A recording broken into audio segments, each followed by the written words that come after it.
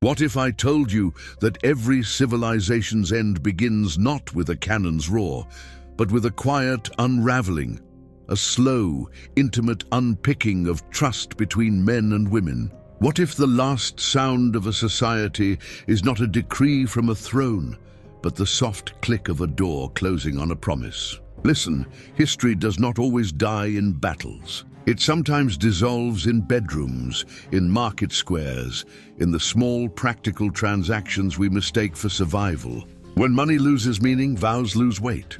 When bread costs billions, loyalty becomes a luxury few can afford. Look at the streets, posters flapping like forgotten prayers, storefronts boarded in alphabetic graffiti, infants wrapped in newspapers because paper is cheaper than cloth. Hear the whisper in the cabaret, laughter like broken glass, applause that sounds suspiciously like bargaining. See the woman who once took a husband's name now calculating the weight of every coin, the way a sailor learns to read a storm, looking for shelter, for warmth, for the immediate comfort that will get her through tonight. Is she cruel? No. Is she mercenary? Not always. She is a mirror.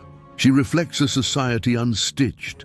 The economy is fraying, the state is distracted, the future is a rumor. What her choices show us is not simply female greed or vice.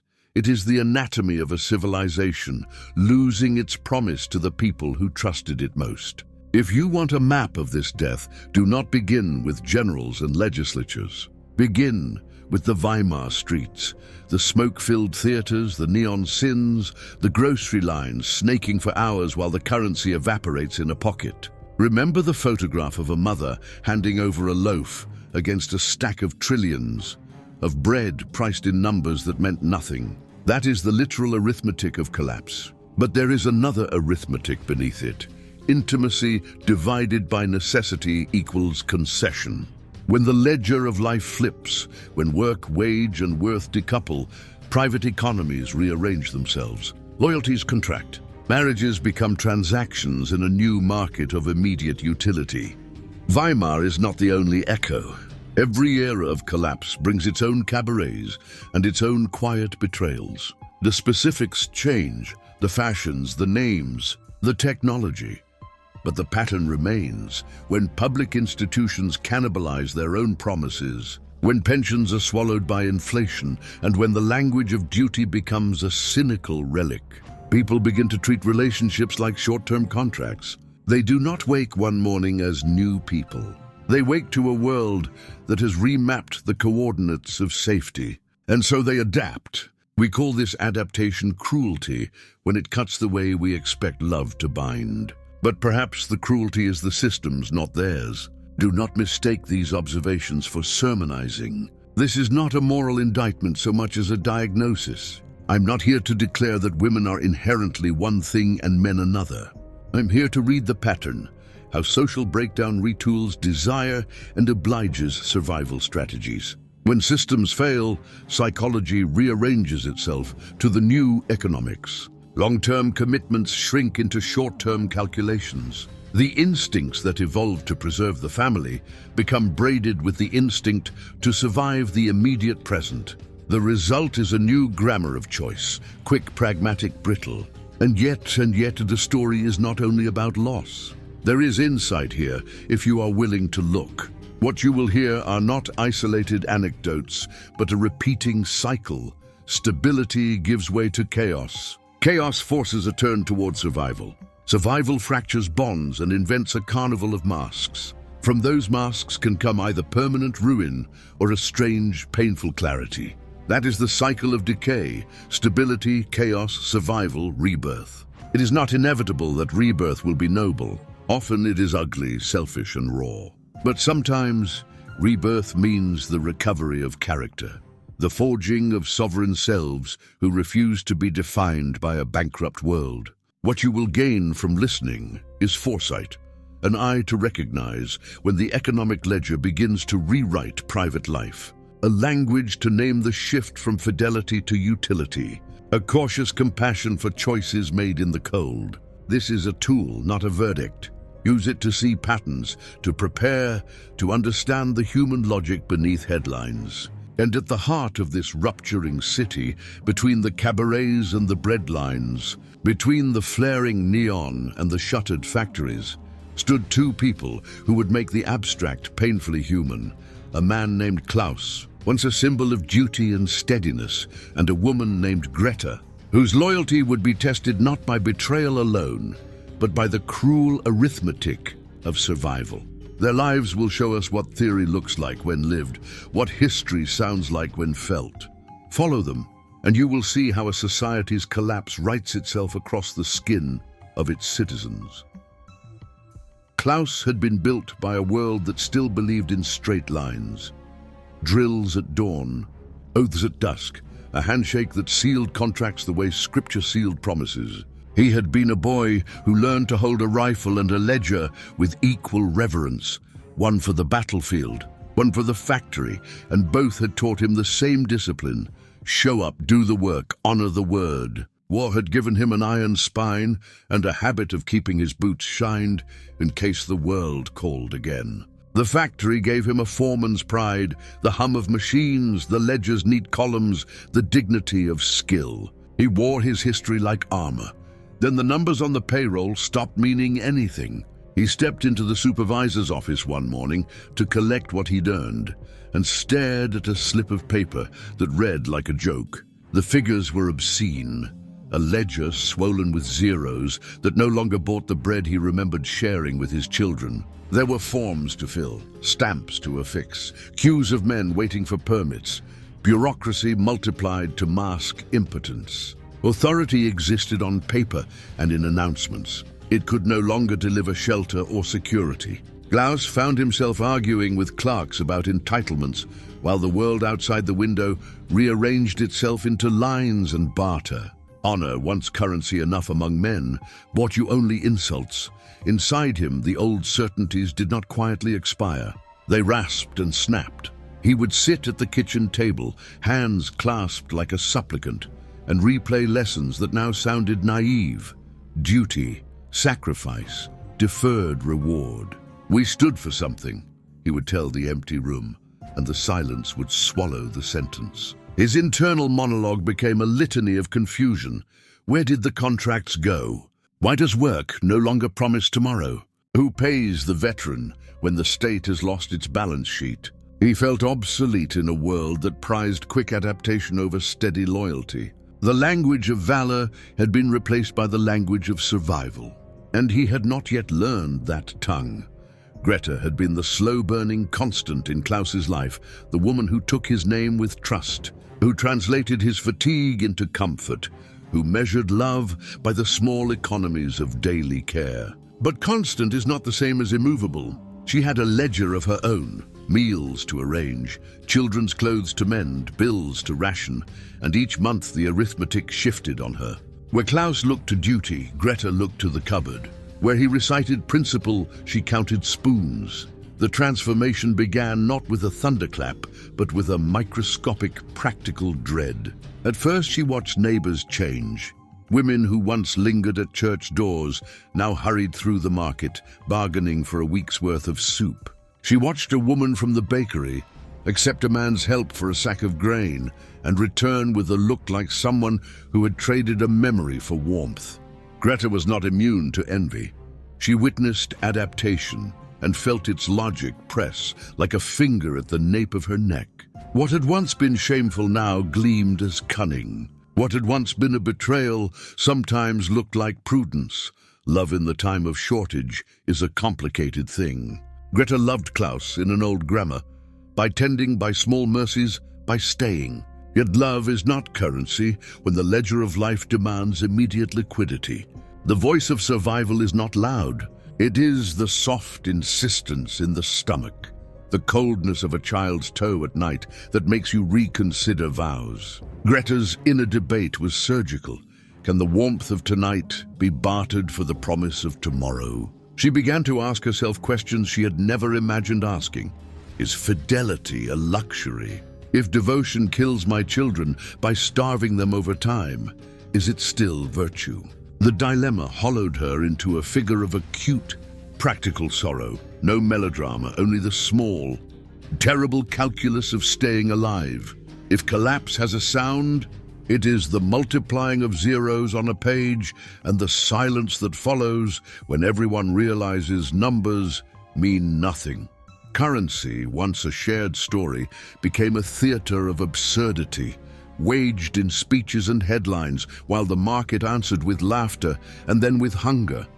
Shops marked prices in chalk and then in ink and finally in gestures. A loaf's cost passed like a rumor, rising so quickly that people learned to exchange labor and favors instead of money. Contracts became unreadable to those who could no longer trust a promise to hold past sundown.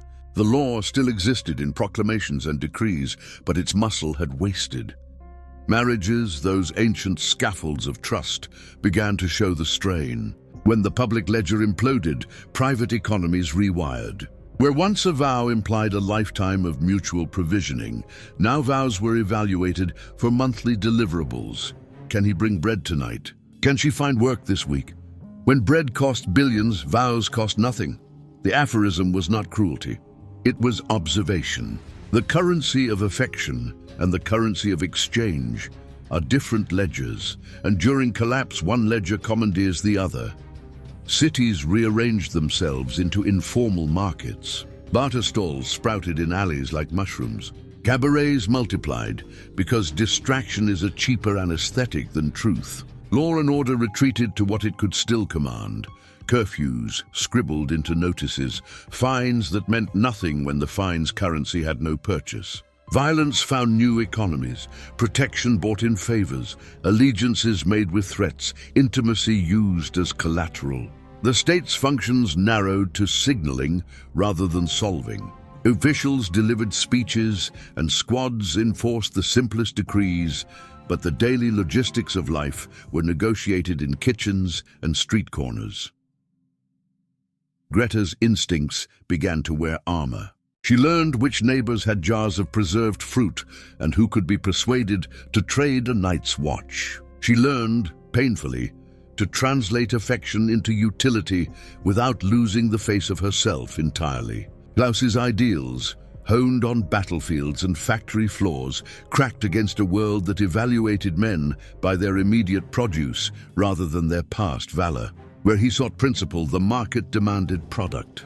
Where he offered loyalty, people asked for proof. The shift was not dramatic in an action movie sense. It was quiet, intimate, and omnipresent. Every act of care became a calculation. Every touch could be counted as investment or withdrawal. The public unraveling had become a private arithmetic. People who had been citizens now practiced survival. They converted vows into transactions and affection into temporary shelter. The city did not fall with drums, but with the soft, inexorable reallocation of life's necessities. Society moved from order to instinct. Greta's instincts awakened. Klaus's ideals crumbled, and the score was being settled one small, terrible choice at a time. The city learned to laugh like a thing with a broken throat, high and sudden, and then gasping for air. Streets that once wore the measured pace of morning shifts now shimmered with neon and the clatter of empty cups. Cabarets opened like emergency hospitals for the soul, music, perfume, a choreography of forgetting. Men and women traded secrets for laughter. Strangers became brief conspirators in the art of not feeling. The carnival was not merely spectacle. It was a currency, a way to buy a few hours of oblivion, a temporary shelter from the arithmetic of hunger. Greta found herself pulled into that current the way driftwood is pulled into a whirlpool, not by a single shove, but by 1,000 small urgings. Fron arrived like a warm wind, quick smile, cleaner clothes than most, the kind of voice that oiled doors. He offered what everyone wanted to believe in a time of scarcity, immediate comfort, an easy meal, the illusion of abundance. Fron was not noble. He was an opportunist whose business was timing. He read the room and traded charm for favors, promises for a night's refuge. To a woman who had learned to trade prudence for survival, his offers sounded dangerously like salvation. Klaus watched from the periphery, a silhouette in the doorway of a theater that had once hosted speeches about honor. He watched the world drink from the fountain of immediate gratification and felt like a man listening to a language he had not been taught. The laughter in the streets was a foreign dialect. The morality shows at the cabarets were sermons to which he had no answers. He saw Greta return later than she used to, cheeks flushed with the afterlight of someone who had been held and then released. He told himself not to name it betrayal. He told himself that the system was the traitor. But watching is its own punishment. When you observe the person you love spend themselves against the current, you become acquainted with a new kind of grief, the grief of watching loyalty reprice itself in the market of now. If the city's descent had a theory, it was this: when meaning disappears, pleasure becomes a substitute for meaning. Pleasure is a blunt instrument that can numb pain for a night, but does not repair the wound beneath. The hedonistic mask is seductive precisely because it promises a kind of sovereignty, your body, your choice, your moment, even while it covertly binds you to the new economy of immediacy. Underneath the laughter are transactions disguised as freedom. Men sell joviality for protection. Women sell warmth for bread. Everyone sells a little of their future to purchase the present's illusion. Philosophically, this is an old trick. Humans have always sought refuge in pleasure when the scaffolding of meaning, work, ritual, narrative dissolves. The difference in collapse is scale. When the institutions that translate virtue into survival fail, the private person is left to translate survival back into virtue by any means available. Pleasure, then, is not merely indulgence. It is a signal of scarcity. It tells us where the map has been erased. Are we free when we choose a lover over a promise? Or are we merely numb, enacting a script written by hunger and fear? Freedom requires a horizon. Pleasure can be a counterfeit horizon that looks like liberation, but is only a mirage that keeps you walking in circles. This is why the mask often looks like joy. Joy sells better than despair. It is easier to market a smile than the slow curriculum of rebuilding character. So the city markets smiles. Cabaret posters promise nights uncounted, and the press prints triumphs that feel like applause. Meanwhile, the people who perform the joy grow thinner inside. Pleasure becomes a symptom rather than a solution, a way to avoid asking the grimmer questions about who will feed the children tomorrow, who will stand guard when the lights go out, who will teach the next generation that delayed effort can still mean something. Greta's indulgences at first felt like reprieve. In Fran's arms, she experienced warmth that was not rationed. For a few nights, she tasted laughter that did not come with a price tag listed on the kitchen table. The physical comfort was real, the kind of comfort that lodges in the bones and insists you trust it. But habit is an alibi that eventually grows thin. Nights of easy warmth accumulated like sugar in the bloodstream.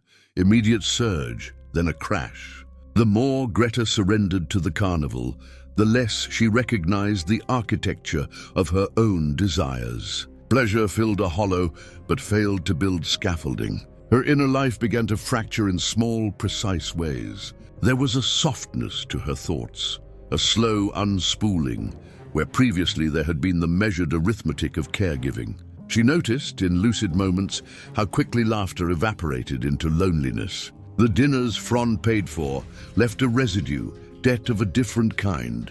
Each favor accepted came with an unspoken ledger entry. The more she sought present safety, the more possible futures narrowed, until the idea of long-term flourishing began to look like a luxury she could not afford, emotionally or practically. The contrast between the immediate and the enduring took on a moral and psychological weight. Short-term security, offered by opportunists like Fron, promised few strings and a soft bed. Long-term security, once promised by men like Klaus and institutions like work and law, required patience and belief in systems that were now unreliable. Which is more humane?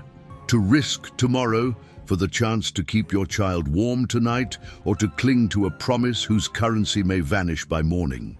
The answer is not a simple condemnation of choices made under pressure, but a recognition that survival logic reshapes moral calculus. Greta's choices were not merely personal failings. They were adaptations to an environment that rewarded immediacy and punished faith. Ultimately, the carnival masks do not free people so much as reassign roles in the theater of scarcity. They transmute despair into performance, grief into entertainment, and in so doing, make it easier to ignore the structural rot. For some, the masks are a last defiant assertion of agency. For others, they are the velvet handcuffs that make complicity comfortable. Watching Greta wear the mask, and then, in private, see its seams, Klaus learned that revival would not arrive through revelry. The road back from the masquerade requires naming the transaction for what it is and recognizing the hunger behind the grin. Only then does the possibility of choosing something different, awkward, slow, but durable, appear. Klaus's armor finally showed the first fissures, not on the battlefield but at the supper table. Where once his steadiness had been greeted with gratitude, it was now the source of jokes and impatient glances, an anachronism in a city that had learned to prize improvisation over steadiness. Men in cafes mocked the man who insisted on keeping a ledger of promises rather than a ledger of favors. Old Klaus still believes in tomorrow, they would say, and the laugh that followed was brittle as a bone. Loyalty became a liability when the market punished patience and rewarded the quick hand. Every act of fidelity that did not immediately yield sustenance looked, in the public eye, like an indulgence. Alienation is an old companion of the principled man. Klaus felt it like winter, a hollow, slow, and inexorable. He found himself drifting toward places where one could hear other languages of disappointment. Bookshops with dusty shelves, quiet benches under old linden trees, the library where time still measured things in volumes rather than tweets. He read with the hunger of a man relearning his tongue, stoic aphorisms that taught endurance, poets who argued that beauty might outlast catastrophe, thinkers who insisted that character was forged by suffering rather than saved by convenience. Reflection became his refuge, solitude his crucible. Out of isolation, clarity began to harden like forged steel. It was not immortality he sought, but comprehension, why the world had turned its back on the promises that once sustained it. Withdrawal was not surrender. It was an act of preservation and interrogation. Klaus did not simply secede from society, he examined it. He catalogued the ways in which honor had been commodified, how the marketplace had privatized affection and repriced devotion. He recognized the cruel arithmetic at work. In times of scarcity, people trade not only goods, but moral capital. He spent his nights reading and his days practicing small disciplines, mending a broken chair, teaching a neighbor's son the slow art of measurement. In those modest labors, he found a new language of sovereignty, to make oneself useful on one's own terms, and to stop seeking validation from a world that sold its assurances for immediate relief. Greta's awakening came in the quiet aftermath of indulgence. The nights with Fron had been luminous in their clarity. Food that appeared, laughter that did not tally a cost on the kitchen table, hands that soothed the ache of cold. But light can be blinding. When the lamp dimmed, she was left with an inventory of small debts. Unspoken expectations, favors repaid with absence, the slow dissolution of self into a pattern of taking warmth and offering less in return. The cost of survival had a moral dimension she had not foreseen. The more she took for the present, the less she could imagine constructing a future. Guilt arrived as a practical pain. It was not theatrical remorse, but a daily accounting that ate at the edges of her decisions. She found herself watching her children's faces for traces of the life she had dimmed with short-term bargains. The house smelled of soup and concessions. She recognized how the new men, Fron and his like, offered pleasure in place of provision. They offered immediate fixes, a bed for the night, a sack of grain, a smile that reassembled dignity for a moment. But protection was not in their trade. When the lights went out, when a roof leaked or a threat arrived at the door, these men vanished as quickly as their warmth had appeared. Greta's image of empowerment, the idea that choosing freely among options is itself freedom, curdled into emptiness. What had felt like agency was often the necessity of a closed set of options. Barter warmth for food, exchange fidelity for survival. In private, she realized the paradox. The very strategies that had kept her family alive also isolated her from the community that might have rebuilt their future. Her choices had insulated her in the short term and abandoned her in the long. The empowerment she had sought had surface only. It did not anchor. This recognition brought shame, yes, but also a kind of painful lucidity. If survival required deception of the self, then reshaping survival would demand truth-telling, a harder, lonelier project. Collapse is not merely a natural catastrophe. It is an opportunity structure. Institutions and power brokers learn to profit from disorientation, to marshal the psychic fallout into systems of control. In the marketplace of a failing society, stories are as valuable as grain. The press and pamphleteers discovered a profitable narrative. Celebrate the liberated, glamorized desertion of duty, sell the image of disloyalty as modernity.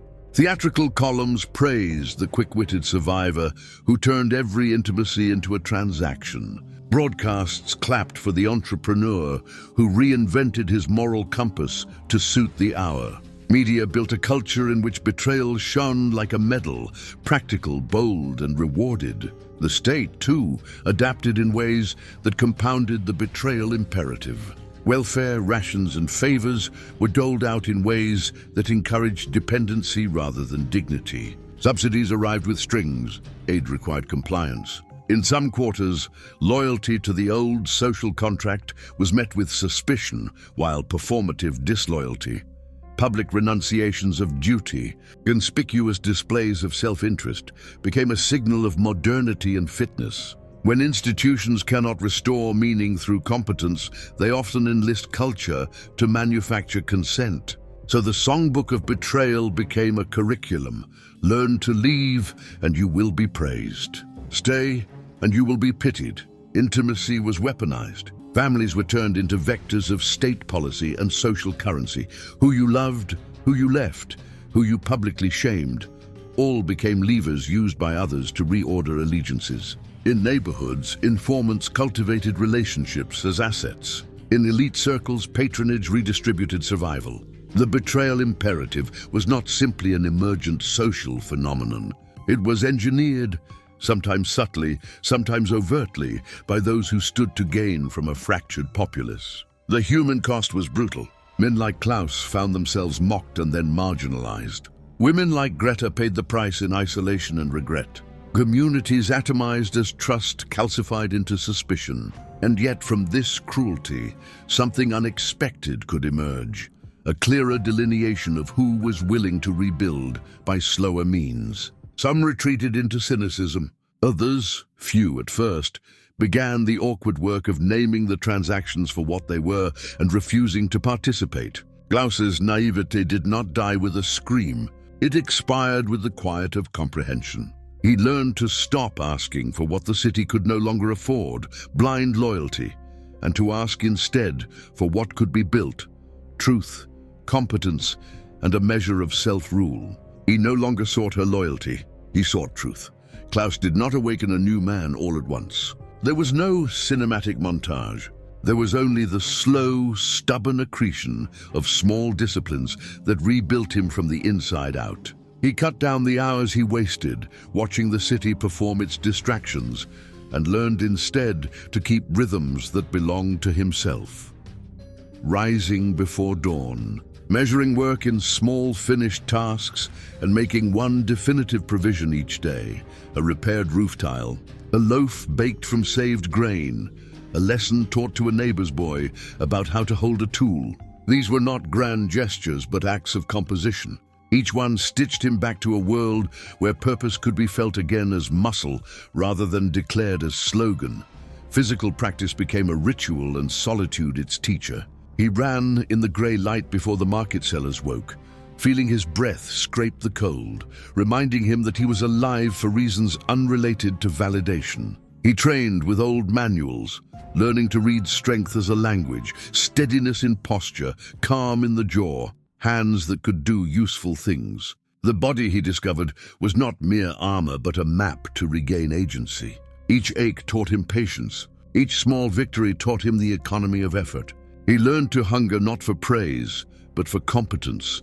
But sovereignty is not merely a set of physical habits. In the evenings, Klaus read Stoics who turned suffering into lesson, poets who explained how beauty could persist amid ruin, historians who traced the slow recoveries that followed earlier collapses. He found philosophers who did not promise comfort so much as clarity. Alone, he composed a private ethic. Do the craft well, keep your word when it costs, refuse to turn your tenderness into barter. He accepted that the world might not reward him for his constancy. He accepted that virtue could be its own province. That acceptance was not resignation. It was liberation.